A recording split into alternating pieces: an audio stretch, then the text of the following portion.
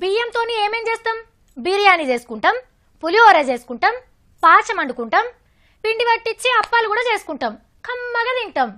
కానీ ఇప్పుడు నేను మీకు చూపించే బియ్యంతోని ఆఫ్టర్ ఆల్ అప్పాలు అన్నం వండుకునుడేంది, సీదా నీళ్ళ బాటిల్ కావాలంటే నీళ్ళ బాటిలే చేసుకోవచ్చు. అంతెందుకు, చెప్పులు కావాలంటే చెప్పులు కూడా చేసుకోవచ్చు. ఇంట్లో ఏ ప్లాస్టిక్ వస్తువులు తక్కువ పడ్డా ఈ బియ్యంతోనే చేసుకోవచ్చు.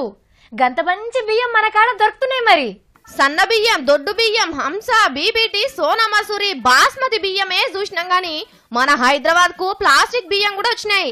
ఈ నడుమ బియ్యం ధరలు పెరిగే వరకు బట్టవాజాన్లు ఈ దందా కూడా సురువు చేసినట్టున్నారు.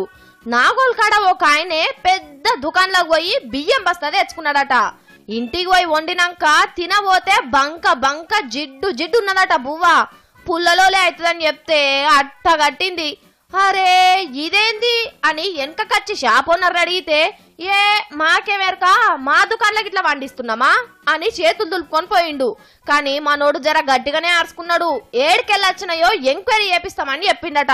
పేపర్ లాగా ఉంది, అన్నం పేపర్ లాగా మారిపోయింది, ప్లాస్టిక్ పేపర్ లాగా మారిపోతుంది, డౌట్ వస్తేనే వచ్చిన. హాగో గట్ల బయటపడ్డది ఈ ప్లాస్టిక్ బియ్యం ముచ్చట. ఏం కాదని తింటిరంటే అరగది. సోంపు బుక్కినా, క్రేన్ ఒక పడేసుకున్నా పనిచేయనే పనిచేయది. సక్క పోయి దావకాన మంచం ఎక్కుడే అయితది. కడుపులా ప్లాస్టిక్ గోదాం దాసుకున్నట్టే అయితది. కాబట్టి బియ్యం కొనేటప్పుడు 4 ఇత్తులు తిని చూడుండ్రి.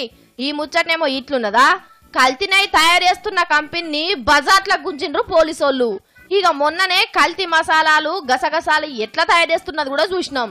ఏది కొనబోయినా, ఏది తినబోయినా కల్తీ కల్తీ కల్తీ.